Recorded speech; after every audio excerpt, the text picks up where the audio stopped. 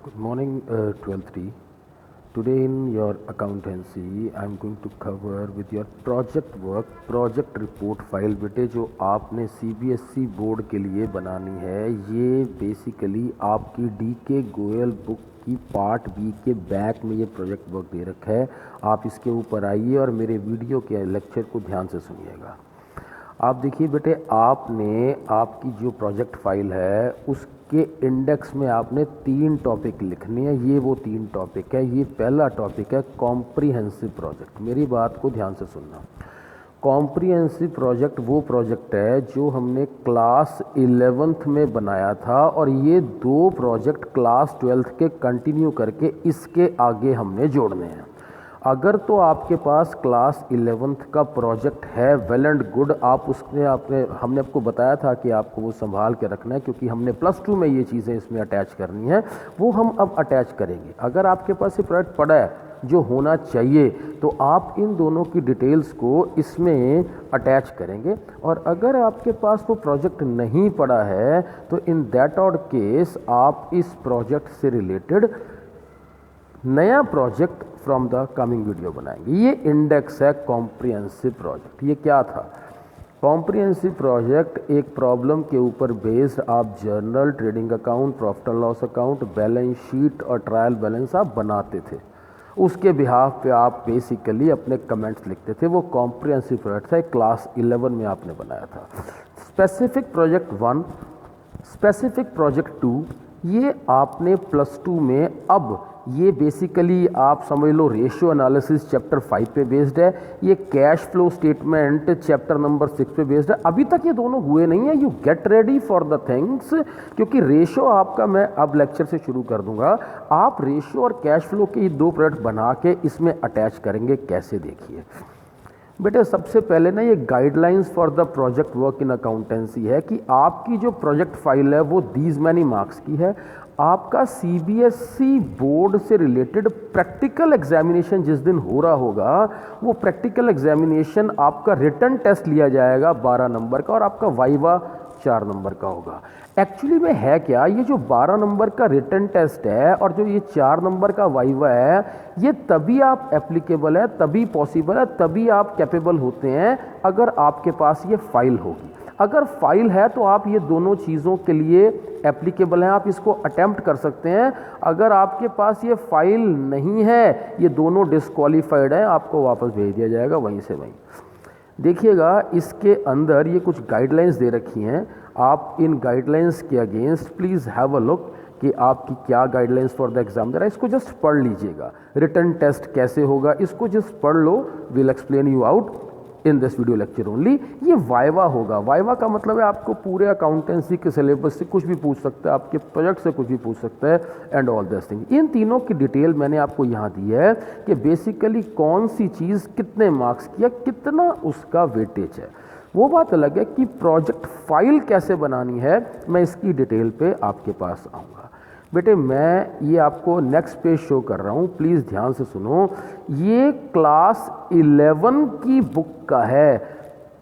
Book की back पे, class 11वीं की बुक की बैक पे P18 से P26 पेज है ये, जिसके अंदर ये तुषार डिसाइडेड टू एक प्रोजेक्ट 9 दिया हुआ है। ये प्रोजेक्ट का पहला पेज था और क्लास 11वीं की बुक का P26 पेज ये प्रोजेक्ट का लास्ट पेज था। ये आपने लास्ट ईयर प्रोजेक्ट बनाया था। ये मैं आपको क्लास 11वीं की बुक दिखा रहा हूँ कि आपने जो कॉम्प्रिहेंसिव प्रोजेक्ट बनाया था वो ये था। ये पेजेस हैं P18 से P26, यानी कि 9 पेजेस आपने एज इट इज़ लिखे थे। मैंने आपको ये बताया था कि इन पेजेस को लिखना है और लिखने के बाद आपने इसको फुल्ली डेकोरेट करना है। वो डेकोरेटेड पेजेस आपके पास थे जिसकी आपके इंटरनल मार्क्स लगे थे। अब कई बच्चों के पास ये फाइल अवेलेबल है तो अगले 2 के लेक्चर को सुन के उसमें अटैच करिए, नहीं है तो क्या करेंगे। ये आपकी +2 की सेम पार्ट बी की बुक की बैक है जिसमें ये कॉम्प्रिहेंसिव प्रोजेक्ट्स कुछ दे रखे हैं। ये +2 की बुक है part B.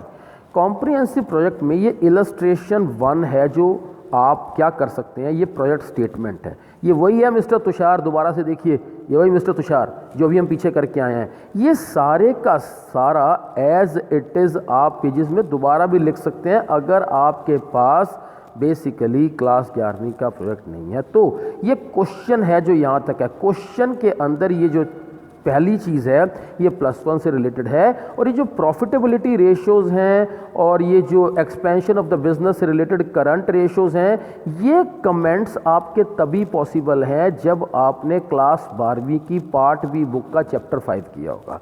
In any odd case आपने यहाँ से लिखना स्टार्ट करना है, और यहाँ से लिखने के साथ क्वेश्चन यहाँ पूरा होता है। सॉल्यूशन आप समझिए, पहले इसको पढ़ के समझ लीजिए ये चीज़ है क्या। सॉल्यूशन में आप जर्नल बनाते थे, बनाया हुआ है या दोबारा बनाएंगे, ये कैश अकाउंट बनाएंगे, ये बैंक अकाउंट बनाएंगे, बहुत डेकोरेट करके बहुत नीटली ये सारे का सारा ये जितना पोर्शन आपने दिया है ये वही कॉम्प्रिहेंसिव प्रोजेक्ट है, ये आप दोबारा से बनाएंगे अगर आपके पास नहीं है तो। उसके बाद ये ट्रायल बैलेंस है बच्चों, ट्रायल बैलेंस आप बनाते हैं, ट्रायल बैलेंस के बिहाफ पे आपका ट्रेडिंग अकाउंट बनता है, प्रॉफिट लॉस अकाउंट बनता है, बनता है।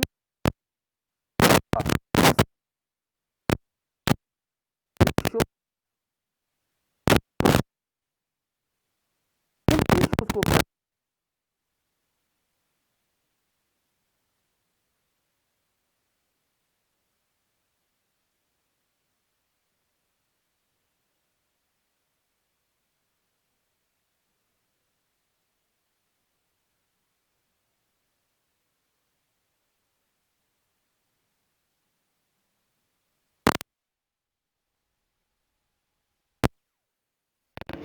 ये बेसिकली आपका प्रोजेक्ट है, कॉम्प्रिहेंसिव प्रोजेक्ट। वो बात अलग है कि आपके पास सीबीएसई गाइडलाइंस फॉर, देखिए कॉम्प्रिहेंसिव प्रोजेक्ट आपका यहाँ ख़त्म हो गया, अब बारी आती है 2 स्पेसिफिक प्रोजेक्ट्स की। सबसे पहले आप अपनी ही बुक की बैक में ये देखिएगा, ये आपके पास ना CBSE guidelines for specific projects हैं। आपके पास 2 स्पेसिफिक प्रोजेक्ट्स बनेंगे, मैंने अभी आपको इंडेक्स में दिखाया है। आप पहले इस पूरी की पूरी गाइडलाइंस को पढ़ लीजिए, मैं दोबारा से इंडेक्स दिखा रहा हूँ। कॉम्प्रिहेंसिव प्रोजेक्ट मैंने आपको सारा बता दिया, स्पेसिफिक प्रोजेक्ट 1 और 2 के बारे में मुझे आपको बताना है। हैव अ लुक, देखिए ये ना इलस्ट्रेशन 1 है, स्पेसिफिक प्रोजेक्ट इलस्ट्रेशन 1। ऐसे ऐसे स्पेसिफिक प्रोजेक्ट की कोई 20-25 इलस्ट्रेशंस आपके पास दी होंगी। कुछ तो सेगमेंट एनालिसिस पे बेस्ड है, कुछ आपकी रेशियो एनालिसिस पे बेस्ड है, कुछ आपकी कैश फ्लो पे बेस्ड है। भाई ये वो टूल्स हैं जिसके बिहाफ पे आप कोई भी 2 स्पेसिफिक प्रोजेक्ट बनाएंगे। मैंने आपको ये दिखाया है कि ये इलस्ट्रेशन 1 है जो सेगमेंट एनालिसिस पे बेस्ड है। सेगमेंट एनालिसिस आपको इसका पता है तो आप ये बनाइए, वरना आप आगे चलिएगा। आपके पास ये देखिए इलस्ट्रेशन नंबर जो 5 है ये कैश फ्लो के ऊपर बेस्ड है। कैश फ्लो स्टेटमेंट आपके पास बेसिकली +2 की पार्ट बी बुक का चैप्टर नंबर 6 है। जब आप चैप्टर नंबर 6 को पूरा कर लेंगे तो आपको पता लगता है कि कैश फ्लो स्टेटमेंट होती क्या है। उसके बिहाफ पे देखिए ये आपके पास पूरे का पूरा एक बैलेंस शीट गिवन है। ट्राई टू अंडरस्टैंड, आप कॉपी पेस्ट नहीं कर सकते। स्पेसिफिक प्रोजेक्ट 1 और 2 आप कॉपी पेस्ट नहीं कर सकते। मैं आपको बता रहा हूँ ये एक बैलेंस शीट है। ये बैलेंस शीट वो डाबर इंडिया लिमिटेड की बना रहा है, दिखा रहा है। इस बैलेंस शीट के ऊपर बेस्ड आपने कैश फ्लो स्टेटमेंट बनानी है और उसके कमेंट लिखने हैं। आपने नेट से किसी भी कंपनी की फाइनेंशियल की कोई भी बैलेंस शीट निकाल लेनी है। वो लाइव बैलेंस शीट है, वो एक्चुअल बैलेंस शीट है जैसे ये बैलेंस शीट आपको दी हुई है। इस बैलेंस शीट के ऊपर बेस्ड तो आपका ये कैश फ्लो स्टेटमेंट, ये सॉल्यूशन देखिए। क्वेश्चन यहाँ तक है, ये आपसे पूछा गया, कुछ एडजस्टमेंट दे रखी हैं और preparation of cash flow statement में उस बैलेंस शीट के ऊपर आपने ये कैश फ्लो स्टेटमेंट बनाई। इस कैश फ्लो स्टेटमेंट को बनाने के बाद ये कुछ अकाउंट्स बने, उसके बाद ये एक बार ग्राफ बना उसी डाटा के ऊपर बेस्ड। और ये जो कमेंट है ये ही ज़रूरी है।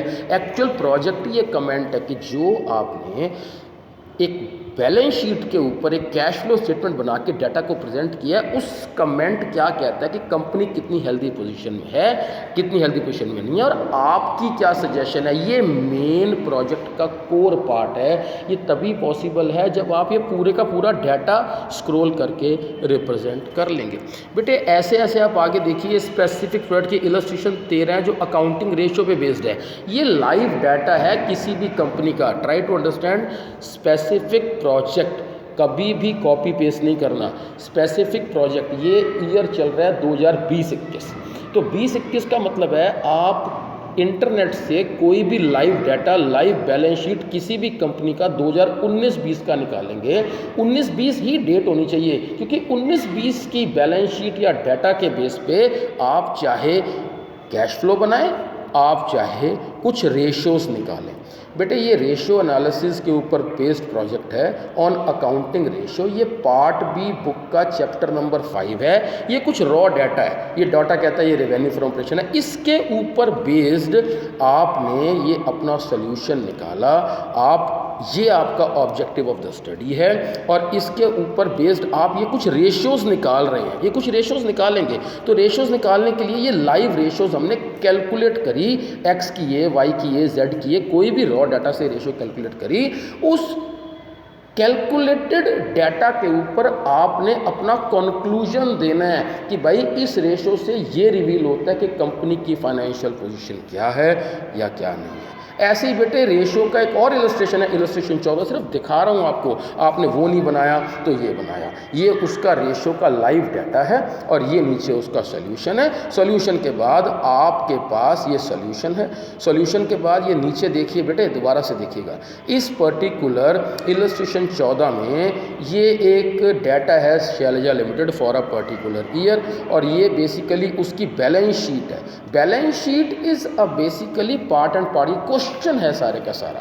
इसके ऊपर सोल्यूशन के ऊपर आपने प्रोजेक्ट बनाया कि नेम ऑफ द प्रोजेक्ट क्या है, ऑब्जेक्टिव क्या है, पीरियड आपका, ईयर कौन सा, टूल्स एनालिसिस क्या, आप अकाउंटिंग रेशियो ले रहे हैं। पिछले वाले में आपने बेसिकली कैश फ्लो लिया था। आप ये रेशियोज निकालेंगे, तो सबसे पहले ये रेशियोज निकाली, लिक्विडिटी की अलग निकाली, उस पर कमेंट दिया, और उसके बाद सॉल्वेंसी की अलग निकाली, उस पर कमेंट दिया।